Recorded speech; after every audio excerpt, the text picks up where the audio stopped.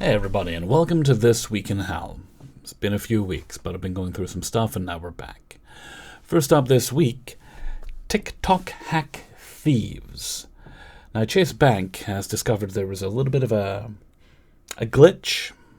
I'm not sure that's the right way to describe it because it was working as intended. But some people discovered if they were to deposit a large check, they could then immediately, before the check had cleared, or in this case, detected as being fraudulent, could take out a smaller amount of money from the ATM. This is a service they have because it makes things easier on their customer base. You put your check in, you might need some money right away. You might need a few $100s to take care of bills or silly things like buying food and such. However, less than honest people discovered a TikTok hack. And like most hacks on TikTok, and I dare say the internet, they're useless, they're fraudulent, and in this case, blatantly illegal. So, what will happen is if you were to exploit this process, your bank account would be frozen, you would be reported to the authorities, the bank will get its money back, and you would get a very shiny criminal record for your trouble. I'd wager anyone who's took advantage of it now, because bear in mind ATMs have cameras on them, so they know who's taking the money out, they know whose account the money was paid into. There's really nowhere to hide. And from what I understand, banks do share a database where people who are guilty of fraudulent activity are made known. So you might find that if your bank is frozen at Chase Bank, you might find you have trouble opening a bank elsewhere. So if you've heard of this, don't try it. Not that I think most of you would, because 99.99% of you are very intelligent people. But there's always somebody who thinks they can get away with it. And next up, this week in Spain, there were some catastrophic flash floods in the... well, I had a note of that. Valencia region. And many people have lost their lives. This is a combination of a number of factors. Some folks were trapped in the cars, in garages. Others, it's simply down to poor planning on the part of the city council. They don't get a lot of rain in that area, it seems, so they did not have the infrastructure required to deal with it. It's kind of like, and this isn't the same thing, but it's an example of unpreparedness. In the UK, where I live, we don't get a massive amount of snow. We get a lot of rain, we're prepared to deal with the rain. We don't get a lot of hot weather, so when we do, it affects us greatly. Like, you've heard me grumbling about people making fun of the UK for saying that, oh, such and such a temperature is really hot when you guys are used to different temperatures.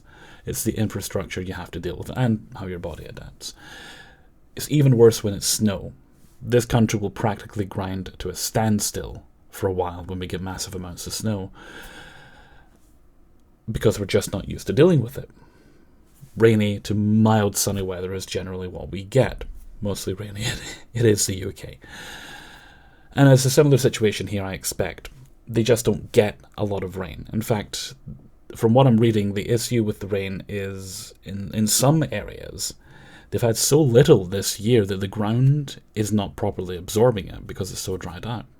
It's that bad. So what it boils down to is the city council is responsible for the lack of preparedness. And while I feel a degree of sympathy for them because they weren't expecting it, it is their job to expect it. Their job is to have systems in place to handle things like this so that the people who voted them in don't have to worry about it. And right now I think about 200 people are dead. There may be more. I don't think they've discovered everyone who has died. I mean, hopefully there'll be people who are trapped that they're able to get out alive. It's that would obviously be the best outcome, but 200 lives, and it shouldn't have happened.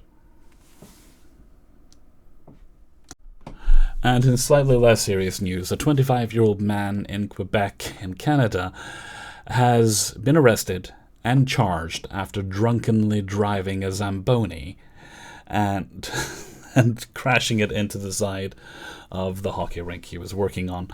I believe this took place in between two games, and I won't post the video here because I can't find a source I'm comfortable using. But you see him in the video footage, slow, meets the Zamboni, so it was a very, very slow crash. If you're not familiar with it, a Zamboni, as well as being a really fun word to say, is a machine that drives along the ice and essentially cleans it up, smooths it out, makes it all nice and pristine so that you can use it again for the next activities, whatever they might be. In this case, they had, I believe, one hockey game, and they were going to have another one right after it. And this silly young man decided it'd be a good idea to get drunk on the job. Whatever his motivations for that might be, I don't know. Maybe he was depressed. Maybe he was just really, really enjoying hockey. But this might be the most Canadian crime I have encountered in months. And this next story shows that even in the face of tragedy, there can still be some positivity reaped from it. As we all know, Matthew Perry died away almost a year at the time of recording. He died in October. We're now in the 1st of November as I'm recording this. And I read his biography a little while back, and one thing he was talking about in there was setting up an organization to facilitate people who were going through addiction struggles like he did. And he knew how bad it could be, obviously. He'd struggled with it for much of his life. We all know how he died, and the very unfortunate circumstances surrounding that, and this was something he had really wanted to do. He had benefited greatly from treatment centres. He wanted to help put systems in place that would help other people. He had experienced both the good and the bad, I'd imagine, in his life, so he, as someone who had benefited from those systems, likely wanted to take that knowledge and experience and allow it to benefit other people. So, that wish is going to become a reality thanks to his friends and family. The Matthew Perry Foundation of Canada is being set up, and it will help those who are in their first year of recovery. It will provide assistance with mental help, financial aid, finding work, and even housing for those in need. Because while many people can thrive and have an addiction, Matthew Perry himself is a perfect example of that financially because of the work he did on Friends. He was set for life. Money was never going to be a problem for him, but for many people it would be, and your life is devastated when you're dealing with the after effects of addiction.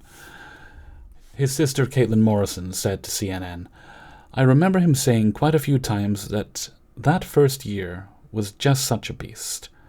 There were so many roadblocks and so many difficulties," she recalled.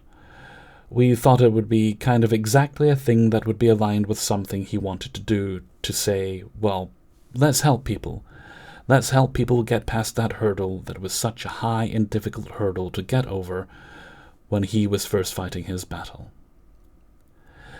And a connected update, not related to the good work his friends and family are doing there, but 3 out of the 5 people that were charged in connection with his overdose have taken plea deals, which, well, I guess it works out for them. It means they'll get a lesser punishment, and it will help them make more arrests in that chain, which ultimately works out for the best. You want the big fish, not the small fry.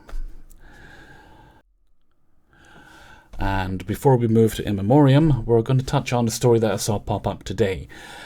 As we are now in election season, as I said, November 1st as of recording this, a few days away the election will take place. Let's hope that Trump does not win.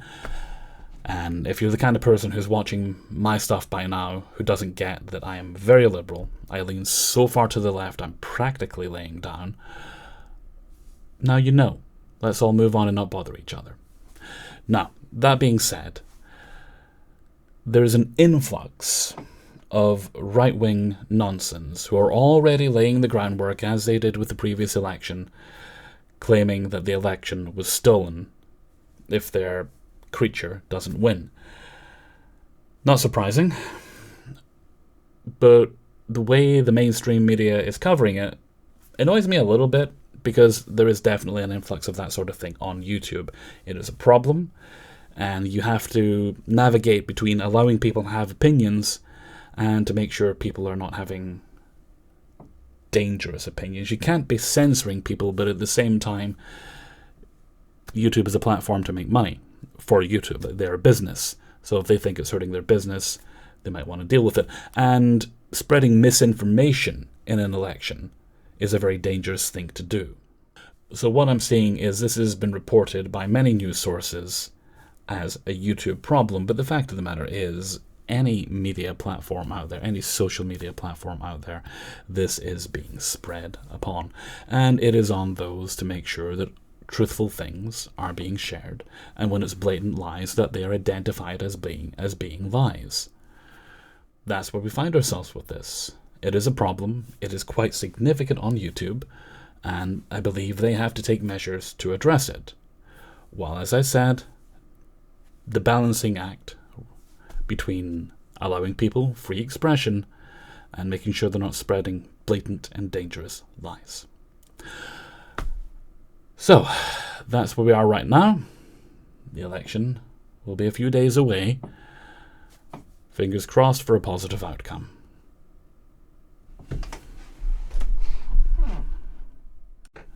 And before I leave you today, we have a few people to say goodbye. Well, we have two people to say goodbye to. First up, Terry Garr passed away.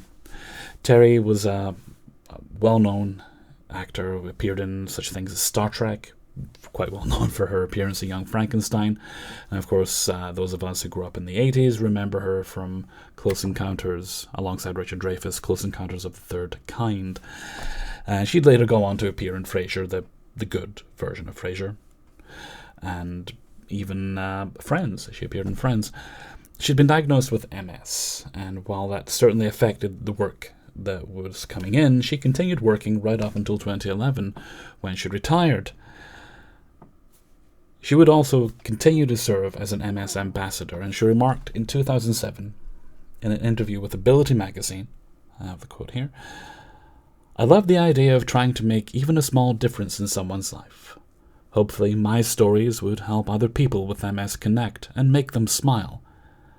I thought I could show what a difference a positive attitude could make. I thought people could benefit from that. In conjunction with drugs and medical treatment, a positive attitude and a sense of humor go a long way." Terry passed away in Los Angeles at 79 years old. And next we say goodbye to Paul Morrissey. Paul Morrissey is perhaps, as well as being a very experienced and, I dare say, prolific, he made a lot of films, underground filmmaker, independent filmmaker. And he also was well known for his collaborations with Andy Warhol back in the day, doing things such as I Am Man, Trash, many others, and was best known for Flesh for Frankenstein, that was 1973, and then Blood for Dracula, 1974, which was also known, perhaps better known to some people, as Andy Warhol's Dracula. His last film was in 2010, called News from Nowhere. He passed away in New York of pneumonia, age 86. And that brings us to the end of This Week in Hell. Thank you for being patient with me as I've got my head back into place to make these videos again. I needed a little time, so I took it. We're trying to build things up here, so I will put an announcement out on the bigger channel, letting folks know that if they're enjoying the news stories and the other stuff I intend to release here, that this is where they can find it. I have that recorded, I just need to edit it and pop it up. And I'll do that probably the day that this gets uploaded. I appreciate your support. I appreciate those of you who have come over with me. I'm going to head off from now. So until next time, thank you very much for watching, and take very good care of yourselves.